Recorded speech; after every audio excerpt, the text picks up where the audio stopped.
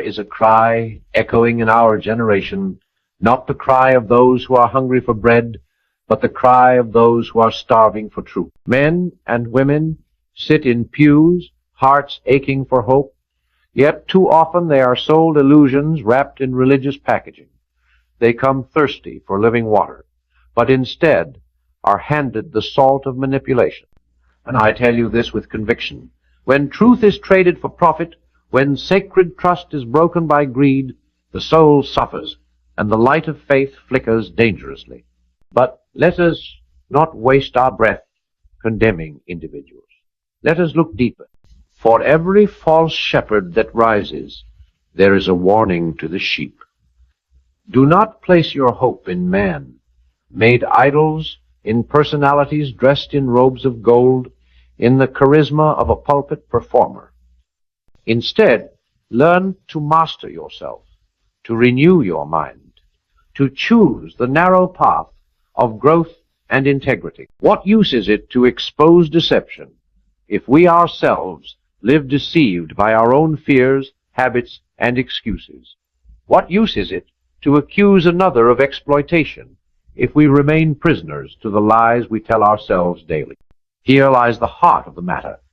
To get rich in money is small. To get rich in soul is everything. To change your outer life is progress. To change your inner life is transformation. To live positively is not to smile while you rot inside. It is to root your joy in something that no thief can steal, no scandal can diminish, no false preacher can corrupt. The greatest wealth begins in the secret chamber of your mind. Every day you must ask yourself, am I trading the eternal for the temporary? Am I exchanging discipline for convenience, truth for comfort, destiny for distraction?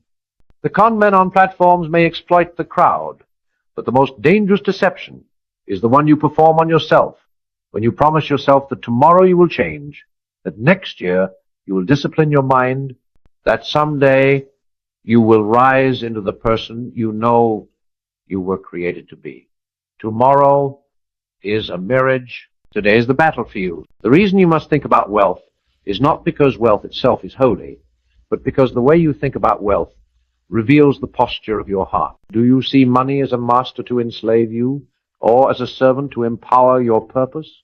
Do you cling to it as if it defines you, or do you harness it as fuel for the greater good? This is where change begins. In the soil of your imagination, in the cultivation of a disciplined mind, in the courage to uproot bitterness and plant gratitude. When you look at the scandals of pastors accused of exploiting Christians for money, see in it a mirror. Ask, am I any different when I exploit my own potential, when I rob my own future by wasting my time, when I betray my own calling by refusing to rise? Hypocrisy is not limited to pulpits. It hides in every heart that chooses excuses over excellence. The true exposure is not theirs alone. It is ours. You must therefore train your mind like a soldier, for the war is not outside but within. The first battle is with your attitude. Attitude is not a mood you fall into. It is a weapon you sharpen daily. A man with riches but without the right attitude is already bankrupt, while a man in poverty with the right attitude is already on the road to abundance. Life bows not to comfort seekers, but to truth seekers. And truth always demands sacrifice. When you awaken each morning, you hold in your hands the raw material of eternity. Every thought is a seed, every word a hammer, every act a stroke upon the canvas of your becoming. Live negatively, and you carve a prison. Live positively, and you carve a cathedral. Discipline is the difference. Discipline is the quiet fire that consumes the weeds of laziness and makes room for greatness to grow. Consider this. If corrupt leaders can build empires of wealth by preying on fear and ignorance, what more could you build if you harnessed faith and discipline within yourself? If deception has such power over multitudes, how much greater is the power of integrity, courage, and vision in the life of one man or woman who refuses to compromise. The world is not waiting for another wealthy preacher to fall. It is waiting for you to rise. The world does not fall apart when a pastor is exposed. It falls apart when men and women lose faith in themselves, when they surrender their responsibility to live with honor and discipline. For too long, people have looked to leaders to save them, forgetting that leadership begins within. You were not created to be a spectator of your own destiny. You were created to stand, to fight, to live with such clarity of purpose that no scandal, no betrayal, no corruption can silence your calling. Wealth is not first measured in the coins of your hand, but in the clarity of your soul.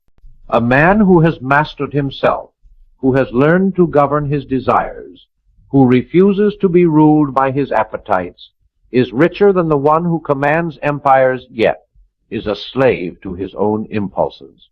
The richest bank vault in the world cannot compare to the wealth of a disciplined mind, a heart at peace, and a life anchored in eternal truth. Do not envy those who flaunt riches built on the manipulation of others. Their palaces are prisons, their gold is rust, their applause is empty air. But you can build a kingdom not of brick and mortar, but of character and vision. You can live in such a way that even in silence, your presence commands respect. Even in trial, your endurance becomes a sermon. Even in obscurity, your faith shines brighter than crowns. To think about getting rich is not to lust after luxury, but to expand the borders of your life. Poverty of thought is far more destructive than poverty of circumstance. If your imagination is chained, your hands will forever remain empty. If your belief is small, your future will be smaller. But if you dare to think in harmony with truth, if you dare to see yourself as capable, responsible, creative, and destined for growth, then you have already planted the seeds of abundance. And yet, abundance without transformation is decay in disguise. What use is it to gain wealth and lose yourself to arrogance? What use is it to rise in power but sink in character? Every day you must choose. Will I be the person I was yesterday, trapped in the same habits, the same excuses, the same fears, or will I step into a higher version of myself? Transformation is not magic. It is daily sacrifice. The man who prays for change without practicing discipline is like a farmer who begs for harvest but refuses to plant seed. So, let us speak of seed. Every thought is seed. Every action is seed. Every conversation you entertain, every influence you allow into your mind, every compromise you justify seed. And what you plant, you will harvest. If you allow resentment to root in your heart, do not be surprised when your life tastes bitter.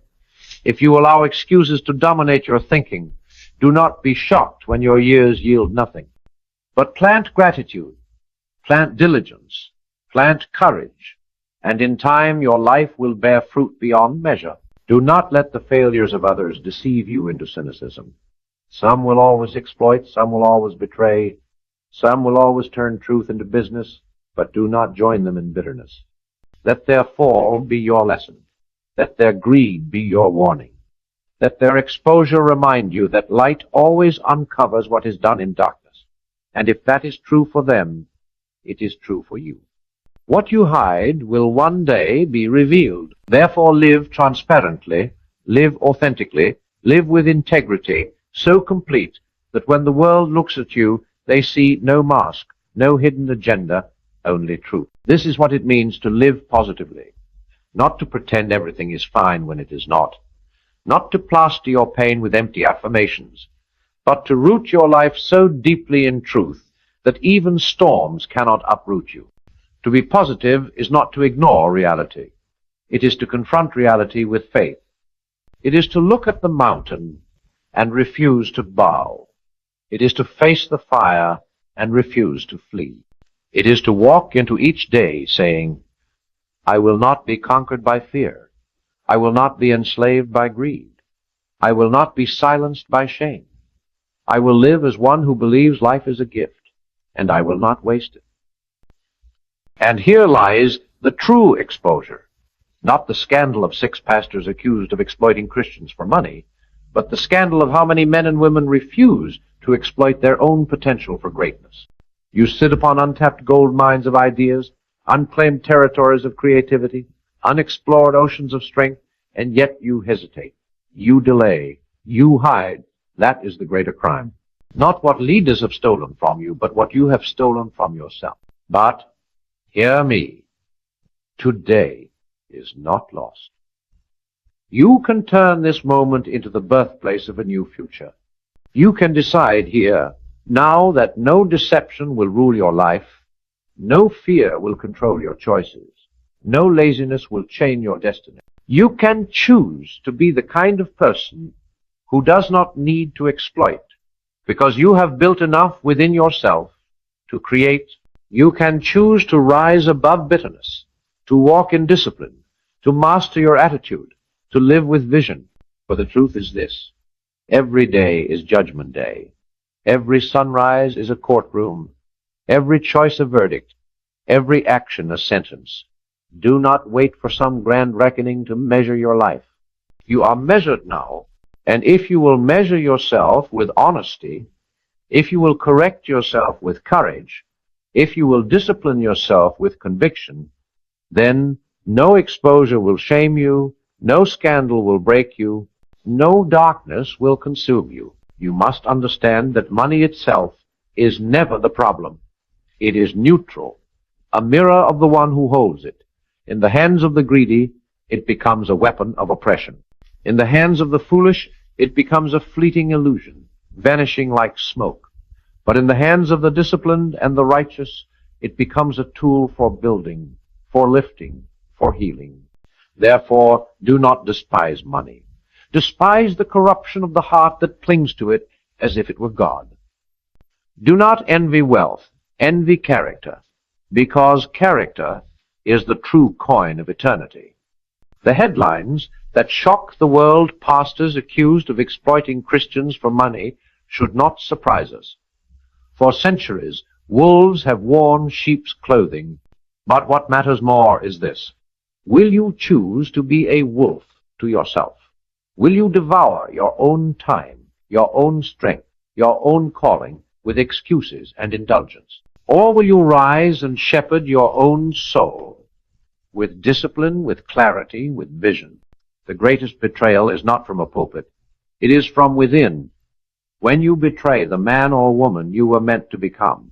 Every day you wake up, you are given the sacred chance to either continue the pattern of yesterday or break it. Every habit is a seed of destiny. A single choice, repeated long enough, becomes a road that leads you somewhere. Where are your roads leading you? Look closely. Do not say you don't know. You know. You feel it when you waste your mornings. You feel it when you lie to yourself. You feel it when you postpone the discipline that could have built your future. That unease is the whisper of truth, begging you to change direction. Change is never easy. It is the tearing down of old walls, the uprooting of stubborn weeds, the breaking of chains that have grown comfortable around your wrists. But hear me, difficulty is not your enemy. Ease is your enemy. Comfort is the silent thief that robs you while you sleep. Every man and woman who has risen from obscurity to greatness has done so not because life was kind, but because they refused to remain soft. They chose fire over ease, discipline over distraction, growth over gratification. And this is the power of thinking about getting rich, not the shallow riches of gold alone, but the wealth of mastery, the abundance of influence, the overflowing storehouse of wisdom, creativity, and purpose. You cannot think small and live large. You cannot think defeat and live victorious. You cannot think like a slave and walk like a king. Your life bends to the gravity of your thoughts. And if your thoughts are chained, your future will never fly. Guard your mind as you would guard a treasure chest, for in truth it is your only treasure. Every empire began first as a thought in someone's imagination. Every invention, every movement, every revolution was birthed not in marble halls, but in the unseen sanctuary of thought. Do not let your mind become a marketplace for every cheap opinion, every shallow distraction, every manipulative message. It is your holy ground. It is your field. Plant only what you want to harvest. Positivity is not a weak smile. It is not denial of pain.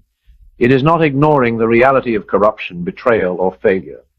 Positivity is defiance. It is the roar of the lion in the face of the storm. It is the whisper of hope when everything around you crumbles. It is the decision to light a candle instead of cursing the darkness. To live positively is to say, yes, the world is broken, but I will not break with it. Yes, men exploit, but I will not exploit myself. Yes, life is hard, but hardness will forge me, not destroy me. The measure of a person is not found in what they preach, but in what they practice. Words are cheap, deeds are priceless. Do not judge your worth by what you intend, but by what you do. The man who intends to change but never does is no different than the one who mocks change altogether. The woman who dreams of discipline but never practices it is no better than the one who despises discipline openly. Your life is not defined by your dreams alone. It is defined by the courage to match action to vision. So take inventory of yourself. Where do you exploit your own greatness by wasting it? Where do you betray your own potential by burying it? Where do you sell yourself short, not for money, but for comfort? You accuse leaders of robbing people of trust. But how often do you rob yourself of trust by breaking your own promises? You say they live double lives, but how often do you live a double life? Showing the world one face while hiding your true laziness, your true fear, your true despair? This is the truth exposed. Not just the corruption of 6 pastors, but the corruption of the countless hearts who refuse to rise. Yet the story does not end there. You are not condemned to remain the same. The very breath in your lungs is proof that mercy is not finished with you. The sunrise is a declaration that yesterday's failures do not define you. The voice you hear now, the conviction burning in your chest, is the trumpet call to battle, not against others, but against the smaller self that clings to mediocrity. And if you will fight, if you will stand, if you will refuse to compromise, then you will rise into the person you were always meant to be. You must come to terms with this eternal fact. Your life is shaped not by what happens to you, but by how you respond. A man who loses everything yet keeps his vision has lost nothing. A man who gains the world yet loses his discipline has gained nothing. The scandals of preachers, the betrayals of friends, the collapses of economies, these are storms that strike the earth. But storms are not the end. Storms are the test. They strip away illusions. They tear down weak foundations. They reveal what is real. And if your life is built upon truth, you will not fall. Think of a tree. Its strength is not in its branches, nor in the beauty of its leaves, but in the hidden depth of its roots. When the hurricane comes, branches will snap, leaves will scatter, but the tree endures if the roots go deep. So too with you. Do not boast of your public appearance, your outward success, your temporary applause. Boast instead of the unseen, the discipline no one applauds, the prayers no one hears, the sacrifices no one notices. For that unseen life is your root, and roots determine survival. The disease of this age is pretense. Men crave the image of greatness without the cost. They desire the crown without the cross, the throne without the struggle, the riches without the sweat. That is why so many are deceived by false leaders. They promise shortcuts. They promise prosperity without principle, blessing without obedience, harvest without sowing. But hear me clearly, there are no shortcuts to greatness. Every shortcut is a cliff disguised as a road. Every easy promise is a chain in disguise. and every lie, no matter how sweet, eventually poisons the soul. Do not despise discipline. It is the furnace where true wealth is forged. A life without discipline is a field overrun with weeds. It looks alive for a moment, but yields nothing of value. Discipline is painful, yes, but so is regret. The difference is this: discipline builds, regret corrodes. Choose your pain wisely. Better the sting of effort now than the agony of wasted years later. Better the fire of self-control today than the ashes of squandered potential tomorrow. When you see men fall from pulpits, when their greed is exposed before the world, let it be a reminder that no man is beyond temptation. And if they can fall, so can you. Pride is the shadow that stalks every soul. Arrogance blinds the eyes of even the most gifted. You must therefore walk humbly. Watch your own steps. Guard your own heart. Do not say, "I would never fall as they did." Say instead, "By discipline, by truth, by constant vigilance, I will guard myself from that fall." Humility is not weakness. Humility is the armor of the wise. And what is humility? It is not thinking less of yourself, but thinking truthfully of yourself. It is seeing both your potential and your danger. It is knowing that within you lies both greatness and ruin, light and darkness, discipline and indulgence. To be humble is to take responsibility for both. The false pastor blames others. The true leader blames himself first. The hypocrite builds a mask. The wise build a foundation. You must decide which you will be. Change is not something that drifts to you like autumn leaves. Change is a battle. Change is the war of today against yesterday. Every morning you rise, you face the voice of the old self, the voice that whispers comfort, the voice that justifies delay, the voice that excuses weakness. Do not negotiate with that voice. Do not compromise with it. Do not pity it. Kill it. For only when the old self dies can the new self rise. What does it mean to live positively? It means to set your gaze not on what is lost, but on what can yet be built. It means to speak life when others speak despair. It means to build bridges where others build walls. It means to refuse the poison of cynicism and to drink instead the living water of hope. Positivity is not naive. It is courageous. It is the soldier who fights though outnumbered, the builder who lays bricks though the city lies in ruins, the dreamer who imagines dawn though the night is dark. Do not be fooled. The world is changed not by critics, but by creators. The critic sees only flaws. The creator sees possibility. The critic tears down. The creator builds up. Which will you be? Every complaint is wasted breath unless it births action. Every criticism is vanity unless it fuels improvement. The false leaders take from the world. The true leaders give to it. The question is not who they are. The question is who you will be. This is why wealth without transformation destroys. If you rise in money but not in character, your riches will be your ruin. If you rise in influence but not in integrity, your power will consume you. You must rise in both.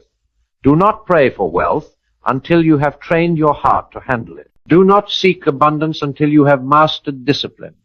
For what you cannot govern will eventually govern you. Look around you.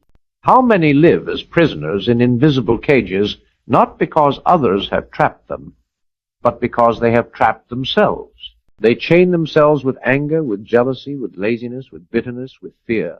They walk free, yet live bound. They point at scandals to distract from their own enslavement. But freedom begins the moment you look in the mirror and declare, "No more excuses, no more chains. I will live differently. I will be better. I will rise." And rise you must, for the world grows darker, and the need for light grows greater. Your family needs your strength. Your generation needs your courage. Your future needs your discipline. Do not waste your life watching others fall. Spend your life building something that will stand. Greatness does not begin in crowds. It begins in solitude. The loudest voices of corruption fill stadiums, but the truest voices of transformation are forged in quiet rooms where no one applauds. Do not wait for the world to recognize you before you decide to change. Recognition is nothing. Discipline is everything. A man applauded but undisciplined is already falling. A man ignored but disciplined is already rising. The eyes of the world cannot crown you, but the habits of your life can. If you would truly expose the exploitation that poisons humanity, then start with yourself. How often have you exploited your own time by trading hours for nothingness? How often have you exploited your own health by feeding your body with poison, by refusing rest, by ignoring discipline? How often have you exploited your own soul by silencing its call to rise, choosing instead the empty comfort of distraction? You rage at leaders who steal, but how often do you rob yourself? This is the hard truth. Every human being is both the shepherd and the wolf of their own life. The wolf devours through excuses, indulgence, and lies. The shepherd guards through vigilance, responsibility, and vision. The question is not whether wolves exist outside. The question is whether the shepherd in you is strong enough to silence the wolf within. Think of your words. Each word you speak is a seed planted in the soil of reality. Do you scatter words of bitterness, fear, complaint? Then expect thorns to grow. Do you sow words of gratitude, faith, courage? Then expect fruit to flourish. The false pastor manipulates the power of words to enslave others. The wise man masters the power of words to liberate himself. Do not underestimate the force of your tongue. It can set entire forests aflame, or it can plant gardens that last for generations. Speak as if your words are bricks, building the house you must one day live in. And think of your thoughts. You cannot control every thought that enters your mind, but you can control which ones you feed. A bird may fly over your head, but you need not let it build a nest in your hair. Likewise, a corrupt thought may pass through your mind, but you need not give it a throne. To think rich is not to lust for greed. It is to think with abundance of spirit, abundance of imagination, abundance of discipline. Poverty of thought is the true curse. Wealth of thought is the true blessing. The man who thinks, "I cannot," has already failed before his hand moves. The woman who thinks, "I am unworthy," has already surrendered before she begins. But the one who thinks, "I will rise, I will change, I will build, I will endure," that one has already won half the battle. For the mind is the battlefield, and most wars are lost before the first step is taken. Guard your mind like a fortress. Train it like an army. Sharpen it like a sword. For once the mind is mastered, the world can do nothing to defeat you. Self-discipline is the invisible wealth that no scandal can steal. The rich man who cannot say no to his desires is poorer than the beggar who rules his own appetite. To govern yourself is the highest form of power. Nations fall when they lose discipline. Families collapse when they lose discipline. Lives decay when they lose discipline. But where there is discipline, there is strength. Where there is strength, there is endurance. And where there is endurance, there is victory. Consider this. Every day you are writing scripture upon the pages of your own life, not with ink, but with choices, not with parchment, but with time. When others read your life, what will they see? Hypocrisy, compromise, wasted potential, or courage, integrity, relentless pursuit of truth? Do not be the preacher who speaks of discipline, yet lives without it. Be the person who needs no platform, no microphone, no audience, because your life itself is the sermon. Do not let cynicism choke your faith. Yes, men exploit. Yes, institutions betray. Yes, greed corrupts. But truth still stands. Integrity still shines. Discipline still triumphs. The exposure of falsehood should not harden your heart. It should sharpen your resolve. The failure of others is not permission for your failure. Their corruption is not an excuse for your compromise. Their downfall is not a prophecy of your fate. You are free to choose different. Every day is a chance to practice resurrection, to bury the man you were yesterday, and to rise into the one you are called to be today. Do not despise small beginnings. A single choice made faithfully, repeated daily, builds a foundation stronger than marble. One disciplined act, then another, becomes the architecture of destiny. Do not wait for grand revolutions. Live in daily reformations. Wealth, then, is not the possession of coins, but the possession of self. To own your mind, your body, your habits, your words, this is riches. To waste nothing of yourself, to live with such intensity that every day becomes an offering of growth, this is fortune. You may never build palaces, but you can build character. You may never sit on thrones, but you can rule your own spirit. And he who rules his own spirit is mightier than he who takes a city. The world is littered with the ruins of men who gained fortune but lost themselves. Their names flash for a season, then fade into disgrace, for what they built could not endure the weight of their own corruption. And yet the world is also marked by the quiet, enduring influence of those who chose integrity over applause, discipline over indulgence, service over greed. Their names are not always shouted from platforms, but their impact is carved into eternity. Which legacy will you choose? It is not enough to wish for change. Wishes are shadows, vanishing at the touch of reality. It is not enough to dream of wealth. Dreams without labor are mirages, dazzling but empty. It is not enough to complain about corruption. Complaints are smoke, choking the lungs but producing no fire. Change comes only to the disciplined. Wealth comes only to the faithful. Truth comes only to the courageous. You must become a builder, not of excuses, not of fantasies, but of character, habits, actions. The pastors, accused of exploiting Christians for money, may have deceived multitudes, but do not think yourself innocent until you examine your own life. How many times have you preached to yourself a sermon of change and refused to obey it?